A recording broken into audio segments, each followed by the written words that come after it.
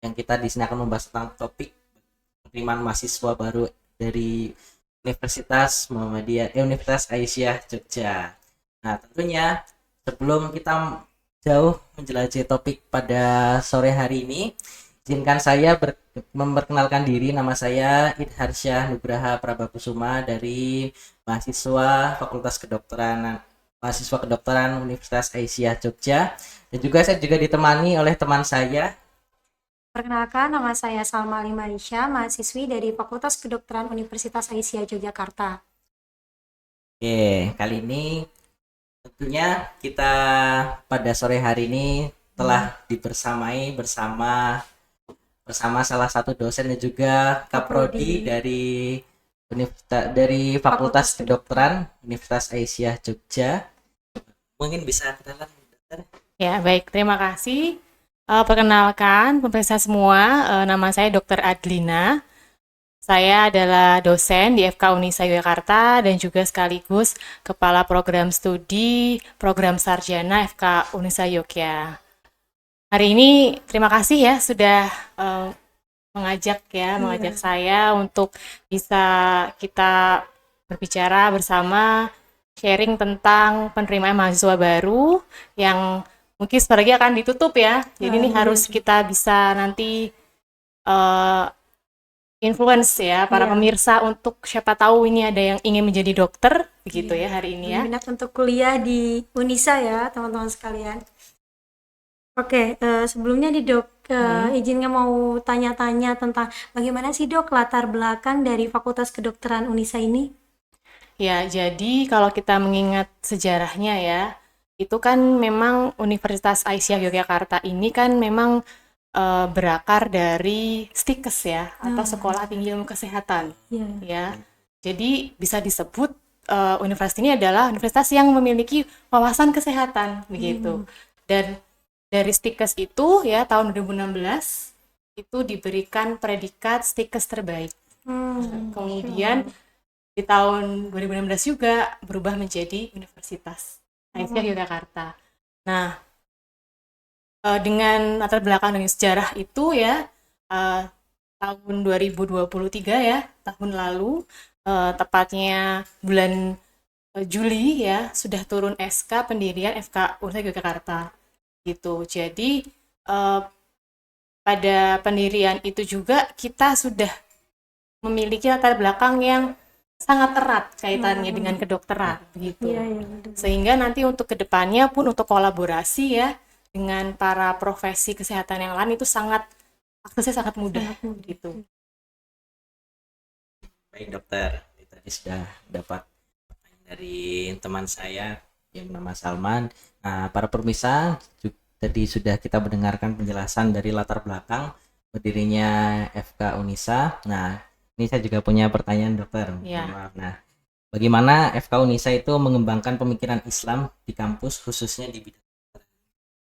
Ya, jadi memang kalau dari universitas sendiri ya, kita itu memang memiliki satu dorongan begitu untuk bisa membentuk mahasiswa yang profesional Qurani. Nah, sehingga di dalam setiap profesinya ya, nanti yang mereka akan belajar bagaimana menjadi profesi melalui program studi masing-masing, itu di situ juga dibekali dengan materi-materi ya, yaitu Al-Islam Muhammadiyahan.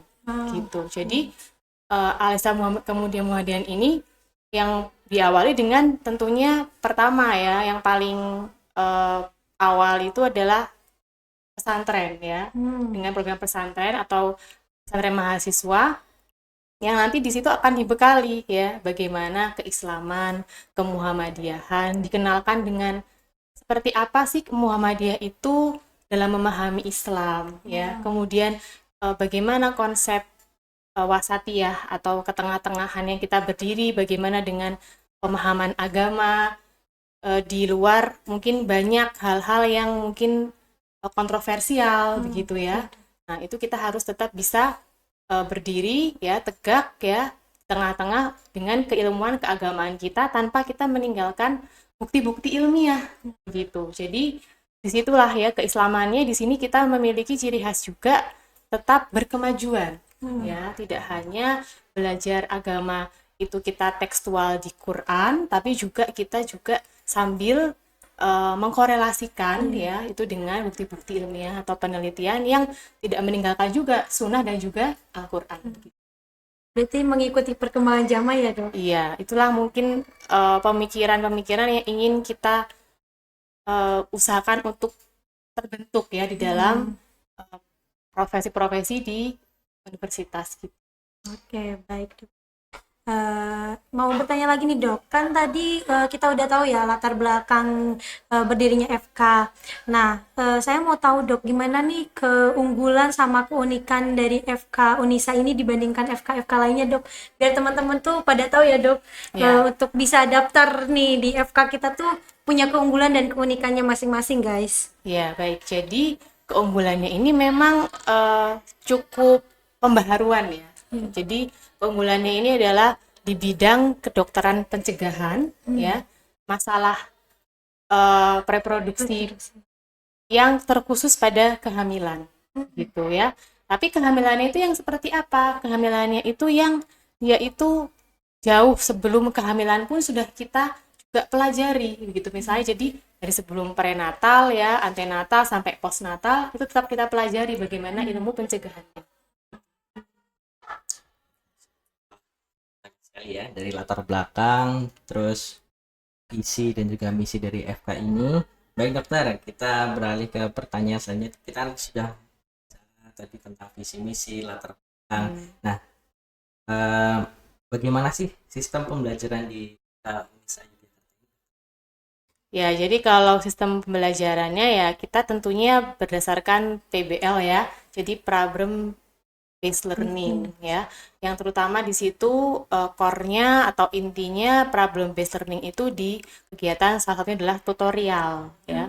Jadi mahasiswa itu kita paparkan dengan kasus-kasus sehari-hari ya di kedokteran nanti, profesi kedokteran nanti itu yang sering terjadi kasus-kasusnya gitu. Sehingga akan terjadi diskusi di situ, mahasiswa akan tertrigger ya untuk berpikir kritis, analitis, kemudian nanti di situ akan ada feedback dari dosen atau tutor. Jadi di situ untuk core-nya. Nah, kemudian untuk penunjangnya yang lain ya, mungkin kita juga karena kita keunggulannya kedokteran pencegahan tadi di bidang reproduksi atau khususnya kehamilan gitu ya, kita ada blog yang memang di situ khusus nanti akan membahas tentang bagaimana kesehatan reproduksi khususnya pencegahan di kehamilan tadi. Jadi blog itu nanti khusus kesehatannya itu akan dibahas dan juga bagaimana implementasinya di profesi dokter itu juga akan dibahas lebih detail di blog tersebut gitu ya. Baik nih dok, aku mau tanya gini dok, sejauh mana sih dok fasilitas yang ada di Fakultas Kedokteran ini yang bisa menunjang kita perkuliahan yang nantinya kita akan menjadi seorang tenaga medis gitu dok? Kalau fasilitas kita alhamdulillah sudah lengkap ya, semua ya sudah terintegrasi dengan baik, sudah dilengkapi juga dengan alat-alat yang memang berstandar ya untuk FK begitu ya. Sebagai contoh misalnya di sini untuk laboratorium ada anatominya ya sudah ada kadaver ya, kemudian juga untuk pentem atau manekin-manekinnya juga sudah sangat lengkap ya di situ ya, dari segala sistem sudah ada. Kemudian kita juga laboratorium yang lain seperti histologi, patologi anatomi, patologi klinik, biokimia ya, kemudian yang lain-lain ya itu juga sudah sesuai ya. Terutama juga untuk tenaga pengajarnya, semua kita usahakan memang yang berdasarkan keilmuannya. Jadi misalnya ada di histologi, beliau juga memang sudah ahli di bidang histologi, kemudian anatomi dan sebagainya juga sudah ahli di bidang tersebut. Nah, baik dokter, kita beralih ke pertanyaan selanjutnya ya. Bagaimana sih prospek dari lulusan Unisa? Ya, kita memang tidak jauh-jauh ya dari berakarnya kita berawal dari perguruan tinggi Muhammadiyah Aisyah ya.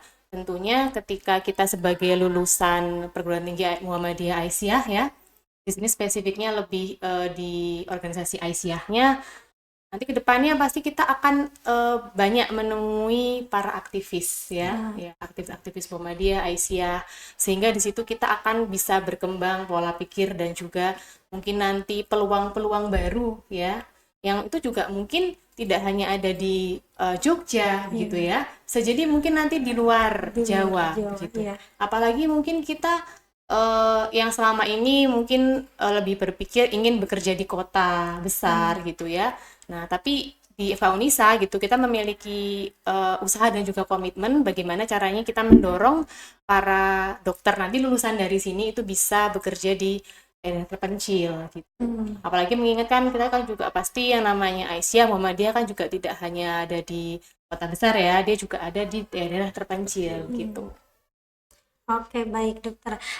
Teman-teman sekalian, kita udah tahu ya latar belakangnya dari FK gimana, visi misinya, fasilitasnya. Nah, mungkin dari teman-teman sekalian juga pasti tertarik nih buat kuliah di FK Unisa ini. Nah, dok, boleh dijelasin nggak dok, bagaimana penerimaan mahasiswa di Fakultas Kedokteran untuk angkatan yang selanjutnya, dok?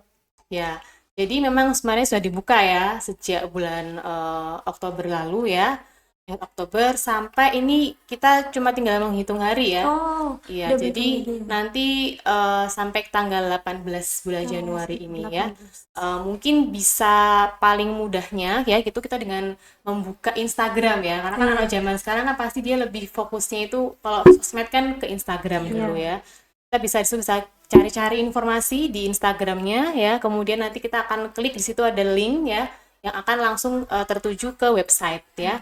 Websitenya fkunisayogya.id.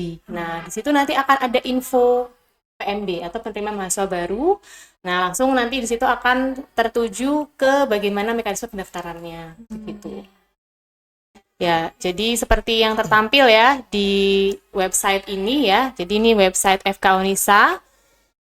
Kemudian kita nanti langsung bisa klik ke info PMB di sebelah kanan agak atas. Nah, nanti akan ada daftar sekarang, itu bisa kita klik di situ.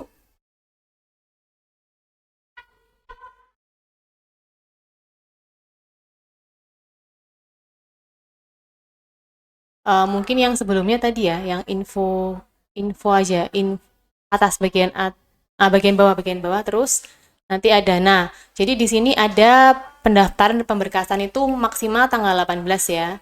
Berarti tinggal 2 hari lagi ya, menghitung hari lagi. Jadi ini mumpung kita masih membuka ya jalur khusus ini, mungkin untuk teman-teman yang tertarik ya ingin menjadi dokter bisa mendaftar, tinggal 2 hari lagi. Nah, nanti akan dilakukan tes potensi akademik ya pada tanggal 20 sampai 25 Januari. Nah, lalu itu artinya kalau misalnya lolos itu berarti akan masuk di pengumuman seleksi tahap 1. Nah, setelah pembayaran, nah nanti akan mengikuti psikotes begitu. Nah, setelah psikotes nanti lolos, baru nanti tahap wawancara. Nah, wawancaranya ada 2 ya, wawancara dengan mahasiswa itu sendiri ya, lalu juga dengan orang tua calon mahasiswa. Gitu baru nanti akan ada pengumuman seleksi tahap 2. Gitu ya. Jadi karena ini tinggal 2 hari lagi ya, maka kita usahakan untuk segera mendaftar ya dengan persyaratan yang di bawah ada di scroll ke bawah, nanti akan ada persyaratan-persyaratannya ya. Seperti ada KTP ya. Kemudian ada foto ya, foto format dengan warna yang itu terbaru, lalu ada surat keterangan sehat ya dari rumah sakit, karena bagaimanapun kan kita mau jadi dokter ya, jadi kita pastikan sehat dulu gitu. Lalu untuk ketentuan umumnya usahakan tidak buta warna ya, kemudian kita hanya menerima mahasiswa yang memang dia dengan jurusan SMA-nya itu IPA gitu, karena agak berat ketika kalau IPS ya, karena IPA kan karena dekat dengan anatomi, fisiologi itu, jadi kita usahakan dari IPA begitu. Untuk seleksinya dok, ini mungkin ada yang tanya-tanya tuh gimana metode seleksinya itu, yang diseleksikan apa saja ya dok? Mungkin yang diteskannya itu ya itu lebih ke tes potensi akademik ya seperti biasa ya, ada verbal, numerik gitu ya. Ya memang kita mungkin sebelum mendaftar kalau baru lulus SMA ya bisa ikut untuk belajar dari mungkin lembaga belajar TPA, kemudian atau belajar mandiri pun bisa, atau belajar kelompok juga bisa ya, karena memang disitulah memang yang awal penentuannya begitu. Untuk akhirnya nanti kita ke tahap Selanjutnya. iya selanjutnya seperti psikotes dan wawancara. Jadi memang itu TPA itu memang penentuan awal ya, nanti akan dirundingkan dari hasil TPA itu gitu untuk bisa lanjut ke selanjutnya gitu. Baik dokter, kita masuk ke pertanyaan lebih dalam lagi ya dokter. Eh, apa saja sih syarat yang harus dipenuhi bagi mahasiswa yang hendak mendaftar di FK? Nah, tadi syaratnya udah ada ya. Iya, yang di web tadi ya. Jadi di web tadi udah ada. Jadi mungkin saya ulangi lagi ya. Jadi dari foto KTP ya, kemudian foto format berwarna yang terbaru ya. Jadi usahakan yang terbaru, jangan foto SMP jangan foto atau ya SMP. itu mungkin SD. ya diupdate lagi fotonya, kemudian surat keterangan sehat. Nah, ini itu harus usahakan dari instansi pemerintah ya, atau bisa juga dari Rumah Sakit PKU Muhammadiyah. Nah, itu juga bisa. Atau klinik kampus Unisa Yogyakarta pun masih bisa juga. Lalu tadi saya ulangi lagi, jadi surat tidak buta warna ya, keterangan tidak buta warna itu juga harus disertakan. Kemudian tadi ya wajib harus jurusannya tuh IPA. Ya mungkin banyak juga yang bertanya gitu ya. Kalau misalnya lulusan dari SMF gitu mungkin atau SMK yang mungkin bukan jurusan IPA gitu. Lalu ada juga yang SMA tapi mungkin jurusannya IPS atau mungkin jurusan-jurusan yang lain gitu ya. Ya itu memang kita belum menerima. Jadi memang terkhusus untuk anak IPA begitu. Jadi buat teman-teman sekalian yang mau mendaftar FK masih ada di jalur TPA ya dok, Iya. masih ada di jalur TPA sampai 2 hari lagi sampai tanggal 18 ya teman-teman sekalian. Jangan lupa dicek di Instagramnya FK Unisa, lalu juga tadi diklik di bagian PMB atau penerimaan mahasiswa baru. Nah, tadi kan kita sudah berbincang tentang latar belakangnya FK Unisa, tentang visi dan misi, terus juga tentang proses bagaimana sih mendaftar di FK Unisa. Nah, bagi para pemirsa yang ingin mendaftar di FK Unisa, silakan mendaftar karena akan dijumpai berbagai macam kejutan. Berjumpa dengan dokter juga nanti, berjumpa dengan kita. Baik, tadi kita sudah berdiskusi panjang tentang seputar penerimaan mahasiswa. Maka kita kali ini akan membahas tentang pengalaman sebagai mahasiswa di Fakultas Kedokteran. Jadi kita mau sharing-sharing nih. Saya mau tanya mungkin ya sama Mas Idhar nih. Kan Mas Idhar udah 4 bulan berarti ya, kita udah mau selesai nih semester 1. Boleh diceritakan Mas bagaimana pengalaman kuliah di FK Unisa ini?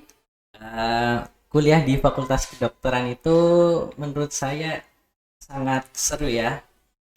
Tapi entah gimana nanti kalau teman-teman yang lain. Kalau dari saya sendiri, karena saya karena dulu juga pernah aktif di Muhammadiyah, terutama di bagian MDMC. Saya dulu sebenarnya untuk menjadi dokter tuh agak sedikit kurang, tapi karena saya bertemu dengan beberapa kakak senior saya di MDMC, itu ada yang berlatar belakang dokter, perawat. Nah, itu entah kenapa rasanya pengen jadi seperti dokter seperti itu. Nah, ya jujur aja sih, karena saya kan dulu di pesantren ya, itu ada agak sedikit berat untuk saya menyelaraskan, tapi alhamdulillah untuk sampai saat ini saya bisa, karena tidak ada yang tidak bisa sih sebenarnya. Nah, seperti itu. Buat teman-teman sekalian juga yang mau bertanya, boleh ya di kolom komentar, mungkin yang mau bertanya ke dokter ataupun ke kita sebagai mahasiswa juga boleh. Ya, saya mau tanya nih sama Alma. Pertanyaan. Oke, pertanyaan.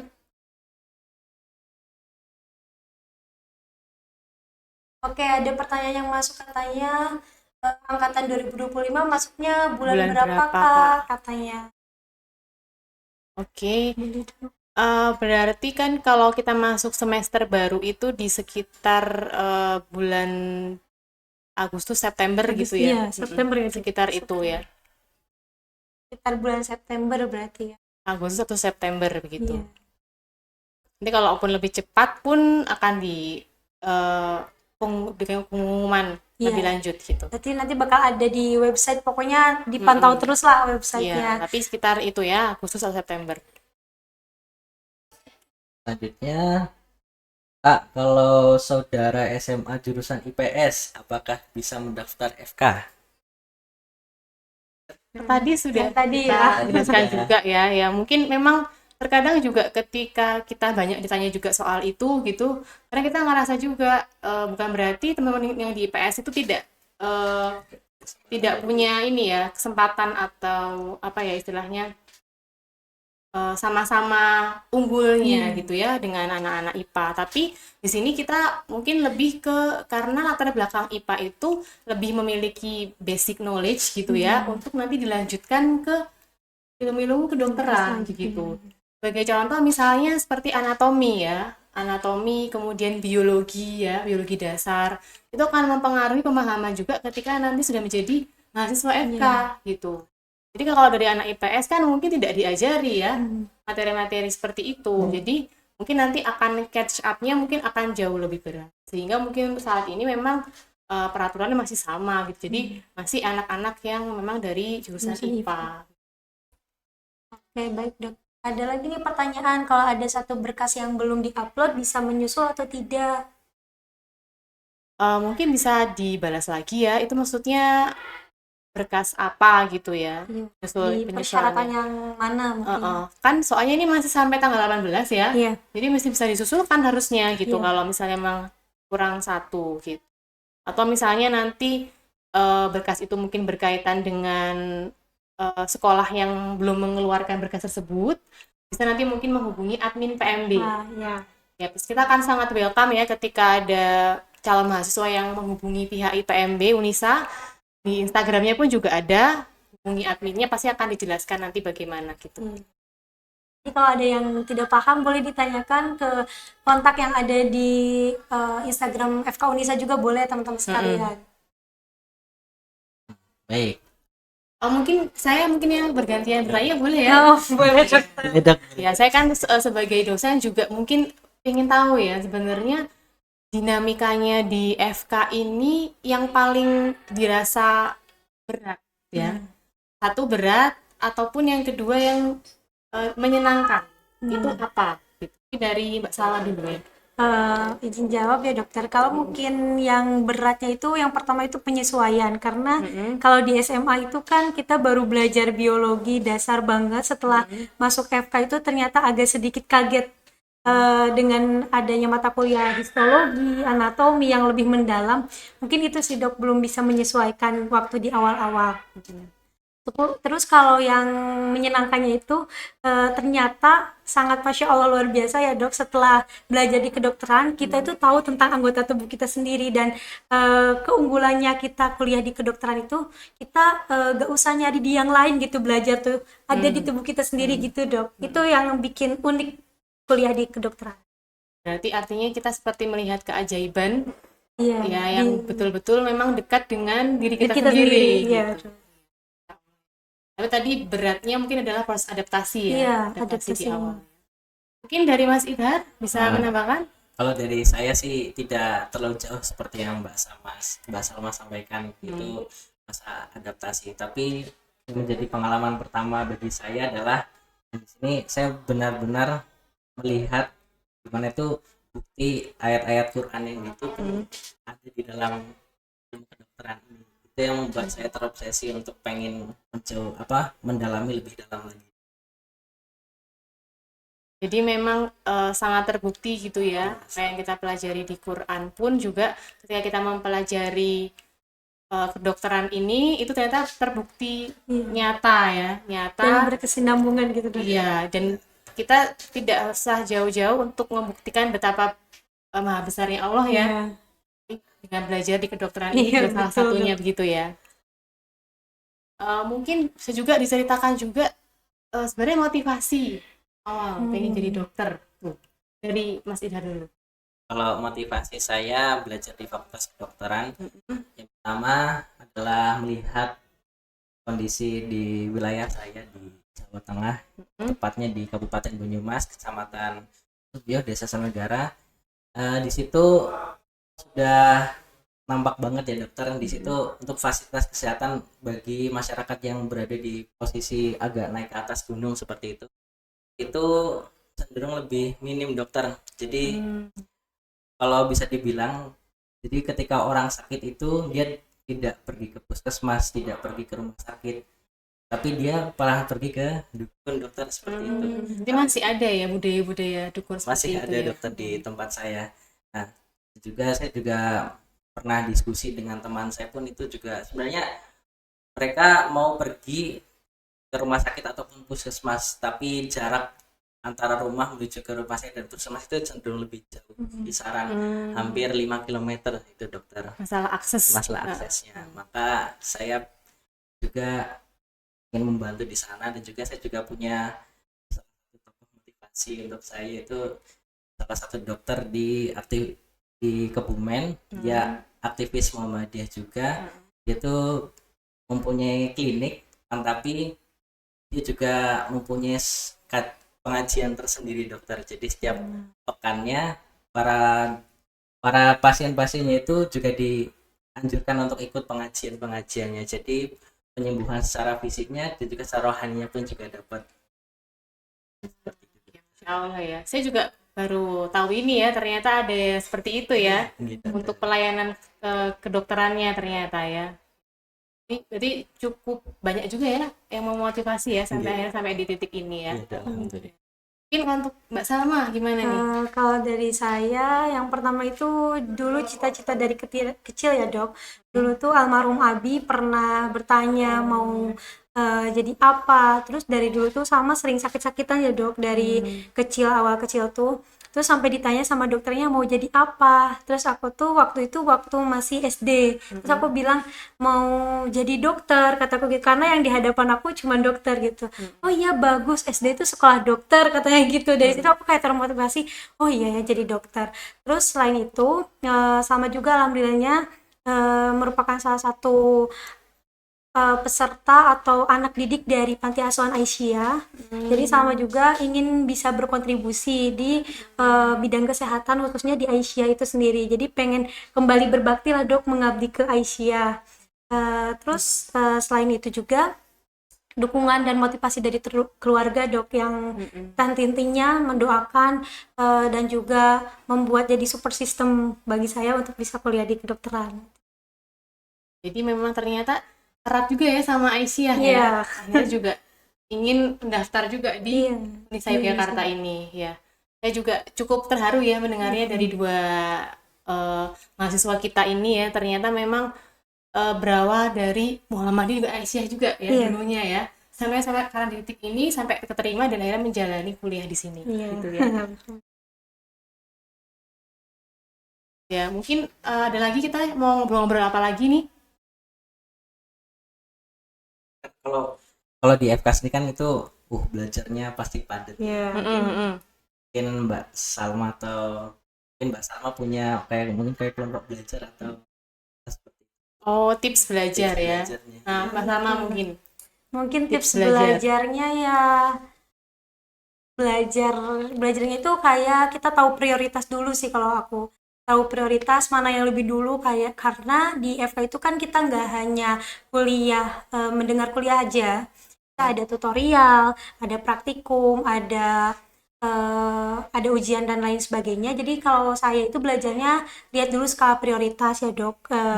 Dari mana yang mungkin misalnya hari Senin apa dulu, Selasa apa dulu. Setelah menentukan skala prioritas, kalau belajar saya itu yang pertama kayak baca biasa, dan mungkin karena pola belajar saya itu dulunya pernah menghafal Quran gitu ya dok. Jadi pola belajar itu terus diulang-ulang kayak ngafalin Quran gitu. Jadi nggak berhenti sebelum itu udah nempel di otak saya. Terus udah nempel itu kayak saya ucapin sendiri, dan saya itu sukanya ngasih tahu kayak ngajarin ke orang lain gitu dok, dan itu lebih cepat nempel gitu. Nempelnya ya. Gitu dok. Mungkin itu sih Cip belajar dari saya. Mungkin kelompok belajar juga di FK butuh banget karena kita tuh di FK nggak bisa belajar sendiri, kita butuh support system dari teman dan juga kita juga butuh mungkin ada materi yang kita belum ngerti atau materi yang teman kita ngerti dan kita juga bisa sharing lah gitu. Kebetulan saya juga satu kelompok belajar sama Mas Idhar juga. Ada kelompok belajar lah kami yang mungkin kumpul-kumpul soal kayak gitu-gitu, bahas-bahas materi yang belum paham juga. Jadi memang kalian sudah mulai membentuk kelompok-kelompok belajar Iya, begitu ya, iya Dok. sharing-sharing begitu ya. Eh, Mungkin satu lagi mungkin kalau selama menjalani ini ya, selama menjalani sebagai mahasiswa kedokteran gitu ya, eh, kira-kira materi-materi yang paling susah nih, susah ya, atau sebaliknya materi-materi yang mudah dan mengasyikan. Nah, itu menurut kalian tuh apa? Silakan Mas Idhar. Oke. Untuk materi yang menurut saya itu mudah, pertama adalah fisiologi. Oke. Nah, alhamdulillah untuk dari dosennya dari dokter Iris itu juga mengaitkan tentang dari pertama dari aspek religiusnya, yang kedua dari teori-teorinya juga, dan pun kalau penjelasan dari dokter Iris tersebut pun dapat dibilang itu cukup membantu untuk memahami dokter itu. Juga saya juga dari situ bisa paham kenapa kok terjadinya seperti ini. Itu pun ada juga yang dijelaskan di dalam Quran itu seperti ini. Terus juga untuk materi yang agak sedikit sulit menurut saya biokimia. Kimia ya. Ya, karena kalau jujur kalau dari dulu untuk mapel kimia pada saat saya SMA itu lebih rendah daripada mapel saya. Jadi, tapi alhamdulillah untuk sekarang lebih sudah lebih masuk lagi untuk mapel biokimia.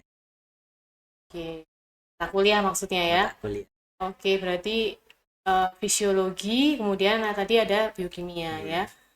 Baik ya, kalau Mbak sama. Kalau saya mungkin lebih senang dan tertarik sama anatomi ya Dok. Karena lebih tahu nama-namanya itu ternyata berbagai macam dan Iya. unik-unik gitu Dok. Satu titik aja sudah Iya, berbeda beda-beda namanya. lagi namanya. Terus kalau selain itu juga yang paling saya suka, malah saya kebalikan dari Mas Idhar, biokimia saya suka karena dulu saya juga expert banget di bidang kimia karena dulu pernah ikut lomba-lomba kimia juga. Tapi ternyata setelah masuk kedokteran agak ternyata kimianya beda, makin menjurus Karena ada klinis. bionya, Iya, ada biologisnya, bionya. ya. Iya. Terus kalau mungkin yang agak sedikit sulit itu karena mungkin kemarin mungkin di blok 1 tentang histologi masih belum, ternyata preparatnya itu wow, ada berbagai macam dan ternyata warnanya itu pink, ungu, susah buat membedakan gitu Dok. Membedakan ya. Tapi alhamdulillahnya di blok 2 ini udah sering belajar dan ada review juga. Jadi udah lumayan Lumayan ya. sangat-sangat membantu sih Dok untuk review itu juga. Oke, baik. Berarti memang akhirnya setelah menjalani sampai mau di akhir semester ini sudah cukup memahami gitu ya, walaupun awalnya agak kaget gitu ya. Nah, terus kira-kira ujiannya apa aja nih? Kita versi mahasiswa ya, semuanya ujiannya apa aja? Mungkin saya ceritain ke pemirsa semua ya. Oke, mungkin ujiannya yang pertama itu kita ada di praktikum ya. Di praktikum itu sebelum praktikum kadang kita ada pretest, setelah praktikum juga ada post-test, terus di tutorial ya, kita juga ada mini quiz nih teman-teman, ada mini quiz. Selain itu juga kita ada evaluasi blok. Jadi evaluasi blok itu dari materi-materi perkuliahan, jadi diujiankan gitu di akhir blok. Selain evaluasi blok juga kita mungkin ada OSCE mungkin ada itu, OSCE-nya juga di setiap akhir blok gitu ya Dok. Akhir semester. Akhir semester. Iya. Jadi OC itu seperti ujian praktek begitu ya. Jadi kalian berlatih untuk bagaimana menjadi seorang dokter Skill. yang nanti akan menangani kasus-kasus pasien dan sampai nanti mengobati pasien. Gitu. Nah ini ada pertanyaan ya, kita baca mungkin ya. Kalau ada satu Yang kalau bawah. belum punya KTP bisa diganti nggak Kak? KTP ya, mungkin karena usianya masih belum ini ya, Iya. belum Biasanya bisa minta surat keterangan dari sekolah ya Dok? Iya, Dari jadi SMA. kira-kira yang menjadi pengganti KTP itu apa ya? Itu bisa ditanyakan pada pihak sekolah juga, ataupun nanti bisa bertanya dengan admin ya di Instagramnya FK Unesa juga bisa ditanyakan. Jadi sehingga nanti bukan jadi masalah gitu ya, kalau Iya. misalnya memang itu belum punya begitu. Baik nih, aku mau ada pertanyaan nih buat Mas Idhar. Kan di FK itu kan kita belajar-belajar terus ya. Ada nggak sih kayak organisasi atau enggak yang membuat apa selain kita belajar ada tempat organisasi di mana kita juga bisa menuntut ilmu di sana gitu yang bisa diikuti di FK Unisa ini. Untuk organisasi Unisa sendiri itu ada organisasi himpunan mahasiswa FK. Nah, di situ nanti soft skill kita akan diasah di situ. Yang tapi untuk organisasinya ini hanya di tingkat mahasiswa saja, Program masih studi ya. program studinya saja. Hmm. Terus untuk di Unisa sendiri itu juga ada organisasi Ikatan Mahasiswa Muhammadiyah. Itu alhamdulillah saya pun juga sudah bergabung di organisasi itu dan juga Mbak Salma sudah bergabung juga. Nah, di situ banyak Saya juga alumni dari Iya. IMM juga. terus dan juga di situ banyak sekali hal-hal yang tidak kita temui di kelas. Salah satunya adalah public speaking, manajemen aksi, dan pokoknya sesuatu yang tidak didapatkan di mapel kuliah itu akan didapatkan di organisasi ini. Jika teman-teman ingin bergabung ya silakan saja. Karena juga benefitnya adalah menambah relasi.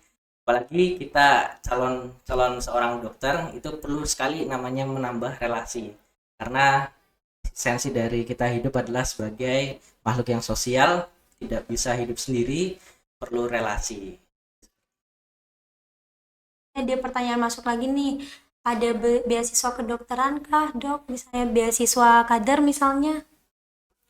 Ya, jadi kalau untuk informasi beasiswa yang terbaru itu kita bisa akses ya di PMB Unisa ya. Jadi bisa di Instagram maupun di websitenya ya untuk beasiswanya itu. Tapi untuk saat ini memang kita masih di jalur TPA begitu ya.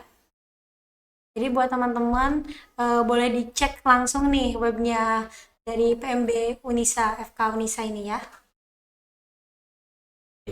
Saya juga punya pertanyaan buat Mbak Salma. Nah, gimana cara Mbak Salma itu kasih tekanan atau stres dalam Stres. pembelajaran di ini? Karena kan itu kita dituntut untuk terus belajar seumur hidup seperti itu. Mungkin kalau aku sendiri yang pertama itu support dari teman-teman ya Dok, dari teman-teman dan juga keluarga. Itu yang sangat membantu untuk menangani stres. Terus biasanya kalau ada stres atau yang lagi dipikirkan, biasanya aku lihat akar permasalahannya itu apa dulu, apa penyebab dari stres itu. Setelah itu aku coba ngurutin gimana nih caranya biar keluar dari benang kusut itu, kayak benang kusut kan. Selain itu juga yang paling penting yaitu mendekatkan diri ke Allah Subhanahu wa taala ya. Teman-teman, kembalikan lagi sama Allah karena niat kita belajar di Fakultas Kedokteran itu agar kita bisa berbakti atau mengabdi kepada masyarakat. Jadi karena harus meluruskan niat gitu. Minta juga sama Allah biar perjalanan kita itu dipermudah, dipermulus kayak gitu. Selain itu juga support system dari teman-teman itu sangat-sangat membantu dan juga karena kan kita anak rantau ya Dok, nggak ada orang tua jauh. Nah teman-teman lah yang apa namanya yang bisa membantu kita untuk menyupport kita kayak ayo kita sama-sama lulus bareng, sama-sama belajar bareng, sukses bareng kayak gitu sih. Cara aku menangani stres. Asli mana ya Mbak Salma ini ya? Aku dari Garut Jawa Barat Dok. Oke, berarti memang ya lumayan juga ya perjalanan sana sini ya. Iya. Terus pulang biasanya berapa kali? Baru kemarin pulang terakhir Desember Dok, pas waktu udah selesai EB blok 1. Blok 1 ya. Iya. Itu juga cuma 2 hari. 2 hari liburnya. Jadi teman ya, berteman ya, kemudian untuk kelompok belajar ya, kemudian banyak relasi ya. betul ya. Jadi kita memang nggak bisa sendirian ya. Kalau di kedokteran harus tetap kita bareng-bareng ya, bergandeng tangan, Iya. berbagi info, jangan pelit info, terutama kalau misalnya ada yang kesulitan ataupun mungkin juga kita lebih mudah pun kita tetap berbagi ya sama teman kita, sharing ya. Terus mau izin nambahin juga dok, selain kita sama mahasiswa kedokteran juga, kita nambah relasi juga sama teman-teman dari Fikes yang lain ya dok, baik itu dari keperawatan, kebidanan, dan ternyata setelah kami belajar IPE ya dok, ternyata bersosialisasi, menyatukan antara pemikiran kita dengan tenaga medis lainnya itu sangat-sangat berguna. Gitu dok kalau aku lihat. Dari sharing-sharing kemarin tuh sama anak-anak dari prodi lain, ternyata sangat-sangat menambah wawasan juga gitu dok, dari perspektif mereka gitu. Jadi pola pikir kita tidak hanya berkutat sebagai profesi dokter ya, betul, tapi juga melihat point of view dari profesi lain. Iya.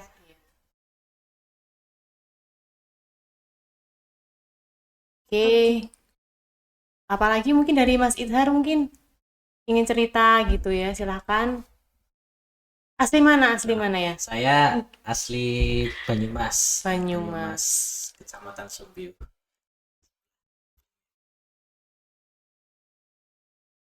Sekitar 4 jam dari sini ya? Kisaran 4 jam ya dari sini. Terus semenjak jadi mahasiswa kedokteran nih gimana nih jadinya? Semenjak mahasiswa kedokteran, jadi saya mulai punya lebih mempertaat seperti itu. Nah, itu mempertaat diri sangat membantu sekali seperti Salma. Terus juga Mbak Salma tadi kan pelipur stresnya kan, saya pun juga sama seperti yang kalau saya itu ada satu kegiatan, kalau saya melakukan kegiatan itu stresnya hilang. Salah satunya adalah jogging atau lari. Jadi pernah itu saya setelah selesai praktikum kan dapat inhal. Jadi besok teman-teman kalau sudah terima, hindari, jangan sampai bertemu jangan sampai, jadi belajar teman-teman, harus belajar ya. Nah, jadi waktu itu saya terkena inhal untuk yang pertama kali. Nah, waktu itu saya overthinking. Nah, setelah itu saya untuk pengen lari, dan alhamdulillah setelah lari itu stresnya udah hilang. Itu salah satu cara untuk menghilangkan stres dari ini. Jadi tidak hanya belajar tapi juga ada kegiatan lain gitu ya, untuk bisa seenggaknya merilis di stres tadi gitu ya. Kita udah cukup mungkin kita udah cukup panjang ya panjang cerita ya, belajar kita tahu tentang FK sampai motivasi kita jadi dokter itu gimana. Oke, mungkin dari dokter ada yang mau disampaikan tentang closing statement dari podcast kita hari ini, dok? Ya, jadi dari podcast hari ini kita kan fokusnya lebih ke penerimaan mahasiswa baru ya. Nah, jadi kita tinggal menghitung hari ya, kurang lebih tinggal 2 hari lagi sudah closing untuk gelombang khususnya, sehingga tadi semua persyaratannya yang baik dari mulai KTP sampai harus jurusan IPA ya, kemudian surat bebas buta warna itu juga harus segera disiapkan. Kemudian nanti juga jangan lupa belajar untuk tes potensi akademik ya, dan nanti juga kita akan terus pantengin kira-kira berapa nih yang daftar sampai ketemu di FK Jakarta. Paling itu saja para pemirsa untuk podcast penerimaan mahasiswa baru Universitas Aisyah Jogja. Alhamdulillah tadi sudah ada beberapa pertanyaan yang dilontarkan. Ini kita sudah tiba di penghujung dari podcast pada sore hari ini. Saya Idharsyah Nugraha Prabakusuma selaku pembicara pada hari ini izin pamit undur diri, kita dan juga teman saya dan juga dokter. Terima kasih ya dok. Terima kasih dokter atas waktunya dan kesempatannya. Nah, Mungkin cukup sekian dari kita. Jika ada tutur kata dari pembawaan acara kita ada yang salah atau yang menyakiti hati para pemirsa, kami mohon maaf. Terima kasih atas perhatiannya para pemirsa. Kita tunggu para mahasiswa di FK Unisa, terutamanya di Universitas Aisyah Yogyakarta ini. Terima kasih. Billahi fisabilil haq, fastabiqul khairat. Wassalamualaikum warahmatullahi wabarakatuh.